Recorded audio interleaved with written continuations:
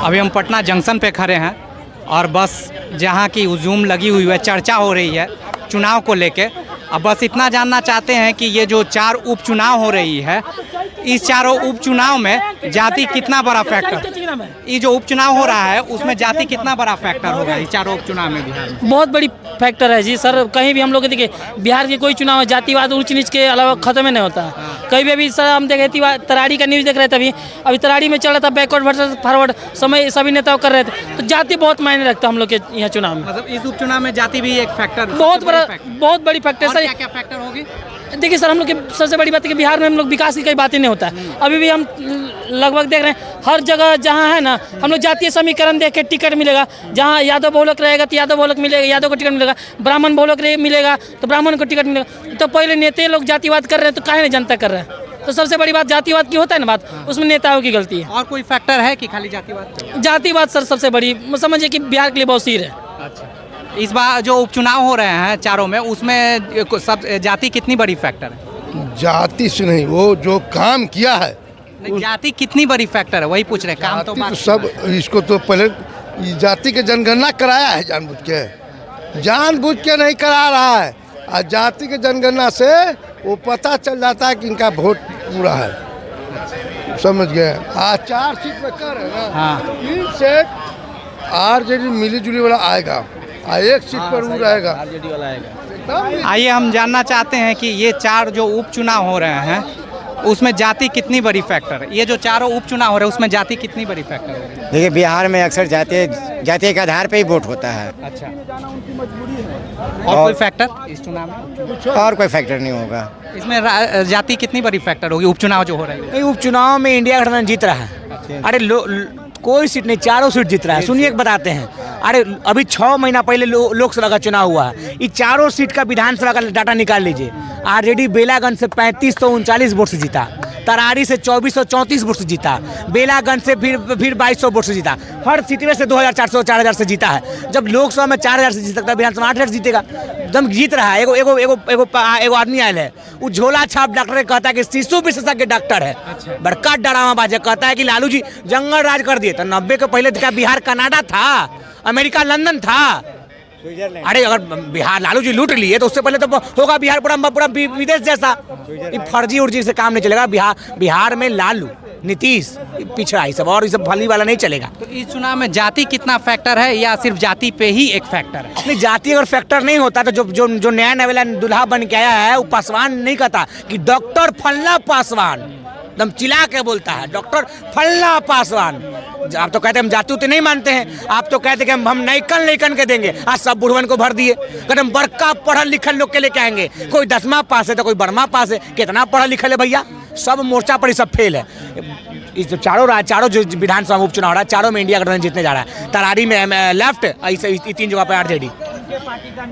चलिए, और भी लोगों से हम सिर्फ इतना ही जानना चाह रहे हैं कि आखिर जो चुनाव चल रही है उसमें बहुत से मुद्दे होते हैं और वो मुद्दे कहीं गौन हो जाते हैं। सिर्फ एक मुद्दा में हम लोग सिर्फ ये जानना चाहेंगे, इस उपचुनाव में जाति कितनी बड़ी फैक्टर? जाति कोई फैक्टर नहीं है, नॉलेज फैक्टर होगा और एजुकेशन फैक्टर होगा ये उपचुनाव में। हाँ बिल्कुल। इस उपचुनाव में जाति कितनी बड़ी फैक्टर? जाति कुछ नहीं होगा, विकास फैक्टर होगा। यही फैक्टर? हाँ, विकास। ये उपचुनाव होगा, इसमें कौन सी फैक्टर ज़्यादा होगी, जाति या फिर विकास या कोई? देखिए बिहार चुनाव है तो बिहार में तो जाति फैक्टर बहुत मैटरेबल है।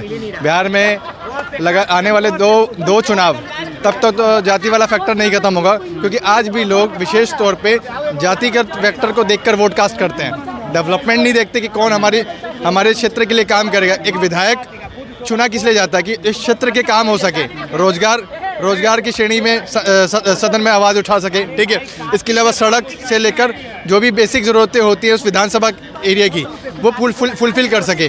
पर आज के वक्त में कौन सा विधायक कर रहा है अपने क्षेत्र में काम, ये आपको भी पता है, मुझे भी पता है और सबको पता है। जाति बहुत बड़ी फैक्टर, जातिगत बहुत बड़ा फैक्टर है बिहार में विशेष रूप से।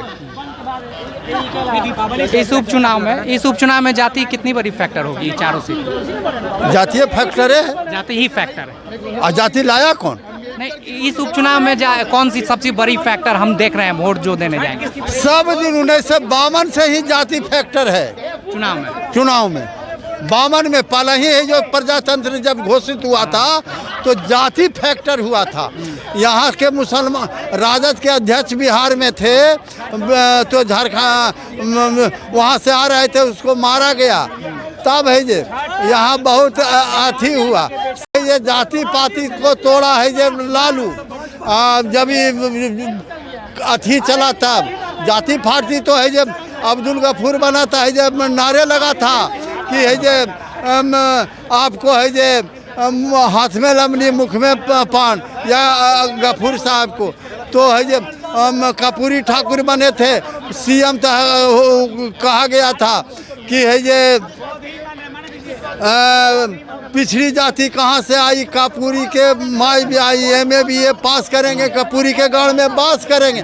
तो आज जाति पाति नहीं था, पहले से यहाँ जाति पाति है। अब तो झूठो मुठो कहता है, अब ये सब जाग गया है तो कहता है पिछड़ी जाति और दलित, तो कहता है कि जाति पाति तो उन लोगों ने लाया जो रट रहा है। चलिए, उसी समय से चुनाव था। अभी जो उपचुनाव हो रहा है उसमें जाति कितनी बड़ी फैक्टर होगी, या जाति ही फैक्टर होगी? ये चारों उपचुनाव बिहार में। अरे वो जो छोड़ दीजिए, इसमें सब जो है जैसे मन होगा वैसे वोट दे देगा, कोई जीते कोई हारे, किसी को कोई मतलब नहीं। वो तो ठीक है सर, कोई जीते वो तो हारेगा ही। फैक्टर कौन सा होगा, जाति या फिर और भी कोई फैक्टर नहीं।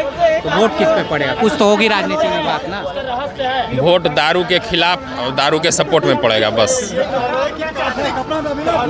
चलिए, अभी देखिए यहाँ जो चर्चा हो रही है सिर्फ जाति पे ही चर्चा हो रही है, सिर्फ जात पे लड़ रहे हैं लोग, कौन कैसे किस तरह से कौन जात है कौन बड़ा छोटा, ये डिस्कशन, ये भीड़ जो आप देख रहे हैं, ये जो भीड़ देख रहे हैं ये सिर्फ जात की बात हो रही है। लेकिन जब मुद्दों की आप बात करिएगा, कोई कह रहा है कि ऊंची नीची, ये जितनी भी सिर्फ जातिवाद चर्चे हो रही हैं।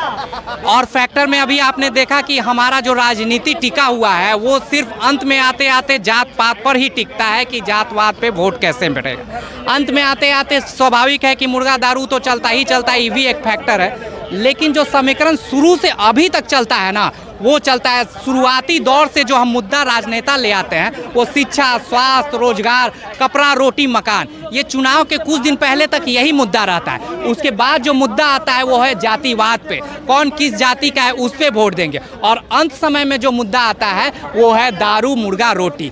ये चर्चा यहाँ पे होते रहती है क्योंकि ये स्टेशन है, हर कोई अपने बात को रखता है, लेकिन अंत में मुद्दा यही होती है, एक जातिवाद होती है कुछ दिन पहले तक, और उसके बाद रोटी, कपड़ा और मकान तो छोड़ दीजिए कभी चर्चा में, फिर वही दारू का मुद्दा अंत में यही आता है। तो जाति और दारू, इसी बात पे हमारा ये उपचुनाव हो रहा है जो आपने देखा, और आगे का चुनाव में कैसे लोग वोट करेंगे ये तो सोचने समझने की बात है। शिक्षा भी कभी हमारा बिहार का मुद्दा बनेगा या फिर ऐसे ही चर्चाओं का एक दौर में ऐसे ही दबते हो जाएगा, जो चुनाव के कुछ दिन पर तक शिक्षा मुद्दा बना रहेगा, उसके बाद क्या धराशायी हो जाएगा, और कभी भी हम शिक्षा को मेन स्ट्रीम की मुद्दा में ला भी पाएंगे कि ऐसे ही चर्चा करेंगे। इन बातों के साथ मैं राकेश रॉय, धन्यवाद।